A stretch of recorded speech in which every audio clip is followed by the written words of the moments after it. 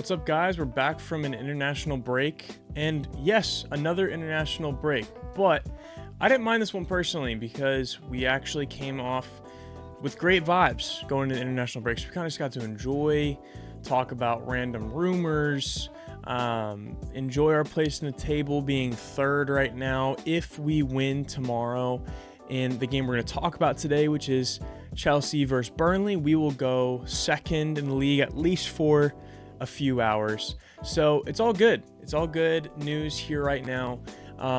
But there is some stuff to talk about nonetheless. So we're going to be talking about the match preview, Chelsea versus Burnley, a big match because, guys, some of you might be looking at the next 3 or so matches and say, okay, we got Burnley, we got Arsenal and Barcelona.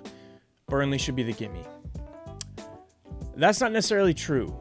We tend to play well against teams we should or shouldn't, I should say, and we tend to play poorly against teams we should beat. It's kind of this backwards thing that we struggle with as a squad, for what feels like years. So how are we going to break down Burnley? What's the squad we can expect, and what's some of the squad news that is really valid and important for us to be aware of for tomorrow? Tomorrow's early kickoff. So in England, it's I think 12:30 kickoff, and here where I'm at in Pennsylvania, it is a 7:30 a.m. kickoff. So nice, just pour a little espresso, make a cup of coffee, have some breakfast at home, and watch your game in the morning. I love it. I love the vibes. There's not much better to do on a Saturday morning. So nonetheless, let's hop into a couple things. And first off, we're going to look at some stats. So let's do that first. All right, guys, so we're here on SofaScore. You've probably heard of it before. If not, again, I recommend using it just for yourself. I think it's a really interesting thing to look at if you're just curious, bored during pregame. Look at SofaScore. It's really interesting to compare teams. The compare teams function is what we're using here. We're not going to look at all these stats, but I wanted to look at a few. So I don't really care about average SofaScore rating. What we're looking at is all of these stats right here in the middle, what should be the middle of your screen. So we've both played, of course, the same amount of matches at 11. Goals scored, we have 21 to their 14. Goals conceded, we have 11 to their 22. So that's the main thing I want to focus on because I think it is actually really important for this game tomorrow. What do we see? First, with goals scored, we see that they are scoring a little bit over a goal a game, which that's not good, but that's not abysmal by any means. It's actually the same amount of goals that Crystal Palace have scored with the likes of Jean-Philippe Mateta and Sarr. So a little bit surprising there for a newly promoted side. It's not like they're coming out here and getting a goal a game per 90 or whatever. So they're not doing terribly there. But the goals conceded is where you definitely get concerned if you are a Burnley fan. They're conceding exactly 2 goals a game, which is really a bad clip, obviously, to our exactly 1 a game. And the interesting thing is that we're kind of middle of the pack with goals conceded. If you look at where we sit with the teams around us, we're below Man City. And then I think it's like the 4 or 5 teams below us in the table have 10 conceded. So we're kind of right in the middle of the pack as for goals conceded. And then there's Liverpool with 17 conceded. So, they're in shambles, which we love to see after them, doing a Chelsea thing and spending over £500 million in the summer. Anyway, just a caveat there.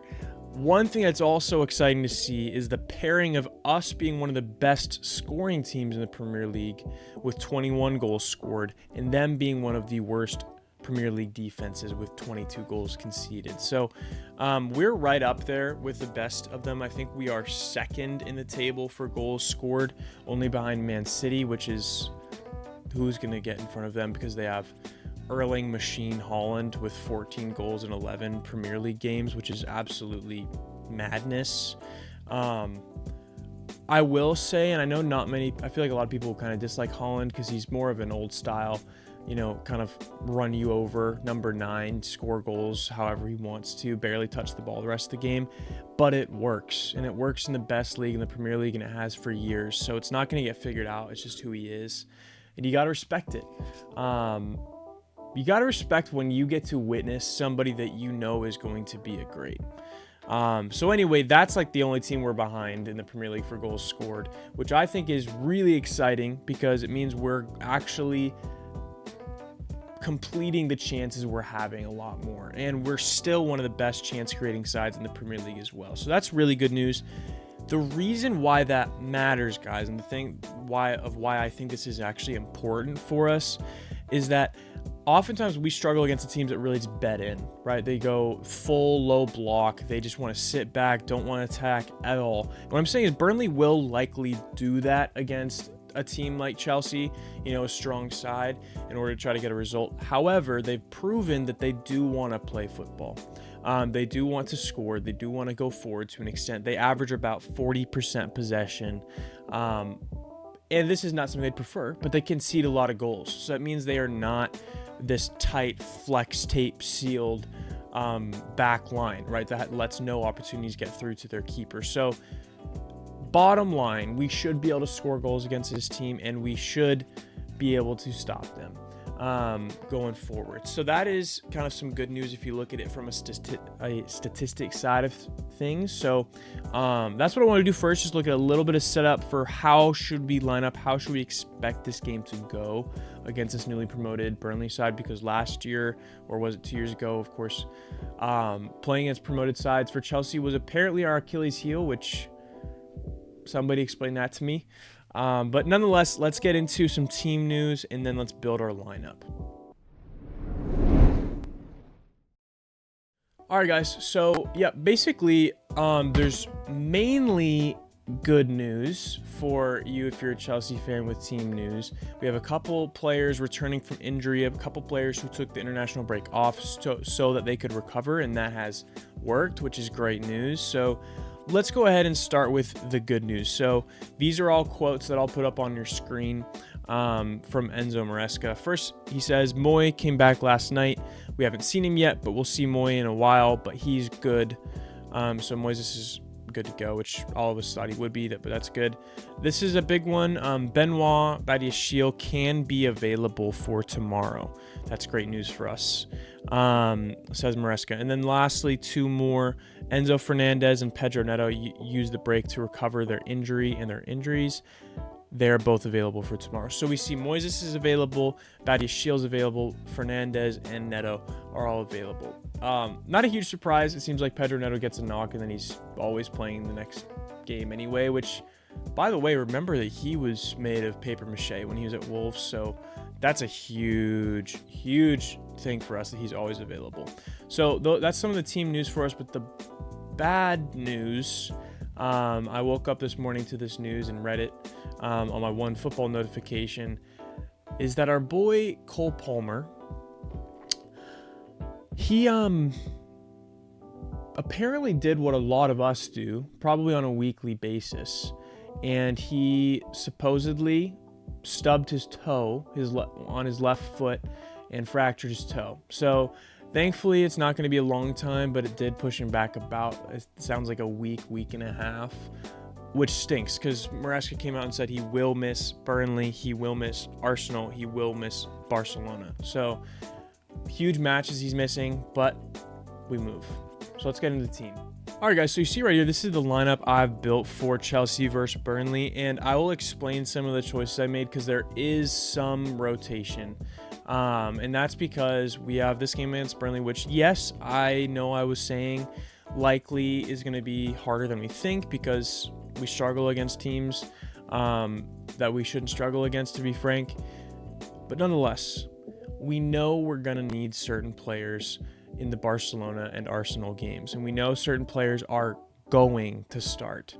And for that reason, I gave some of them at least the start on the bench so that they can come on for limited minutes if the need be in the second half and beyond. So let's start in the back. We got Rob Sanchez, and in the back line, we have Malo Gusto, Wesley Fofana, Trev Chalobah, and Marc Cucurella. I think that especially that back three, I'm just talking about Cuckoo, Chalobah, and Fofana, is, for me, it's nailed on. If they're all fit, it's nailed on until Colwill or another player's brought in. Those guys are pen. And then Reece James is pen, but I'm still of the awareness that he's probably not going to play 90 minutes today and then play 90 minutes against Arsenal and Barcelona as well. So I would rather him play 90 minutes in those two games than in this one. So that's why I have Malo Gusto playing. He had a great international break for France, which is encouraging. I think he's been better for us lately anyway, so I think this is a good game for him to run out and get a majority of the minutes. And then Reece can come on for maybe the last 15 or even 20 of the game. So that's not for any injury news. That's just if you're thinking about managing some minutes in this really huge week, that's where I'd go there. Middle of the park never changes for me. It's Enzo Fernandez and Moises Caicedo. If I'm correct here, I don't think either of them were on international break. You can correct me in the comments if I'm wrong. Moises may have been, I just don't recall. And then the front four. This is where I have a little bit more rotation. So we have Estevao on the right, Joao Pedro in the middle, Jamie Gittins on the left, and Liam Delap. A lot of you are probably saying, if you're watching this, what are you doing with especially the left wing? Why would Garnacho not start? If you look at basically any Chelsea creators starting 11 right now, they're putting Garnacho in. I agree. He is the starter for me right now. But the thing is, similar logic to the Malo Gusto start instead of Reece James, and similar logic to me starting Estevao instead of Pedro Neto. I think Reece James, Garnacho, and Pedro Neto will all need to start both Barcelona and Arsenal games. So if we want to give these other players that are really on the fringe of being starters some starting minutes, they're not going to get in the next two games. So let's do it now. And I think it's realistic anyways to expect a little bit of rotation against the Burnley side. So that's where I think I could see it. The reason I don't think we'd see it in the number 10 position and the striker position is because we need Liam Delap and Joao Pedro to figure something out together. We need Liam Delap to actually get on his feet and start going. And I think this could be a good game to do that with Joao Pedro. So that's my lineup. What is yours? What would you guys change? What do you think is dumb about mine? What do you think you would do differently? Leave those thoughts down below. So anyway, guys, that is my both news for you, statistic kind of understanding of the game, some squad news, and also my squad build for you. My match prediction for this game tomorrow morning is I think we're going to win 3-1. I'm a little hard pressed to always predict clean sheets, but it could happen. You know, we have, I think, 5, which isn't a bad rate. So that's my prediction, 3-1. What's your prediction of a match score? Who do you think's going to win? Who do you think will score? Leave those thoughts below. Hopefully we'll see Cole Palmer at some point this season. But anyway, guys, it's good to be back, and I'll see you guys next week.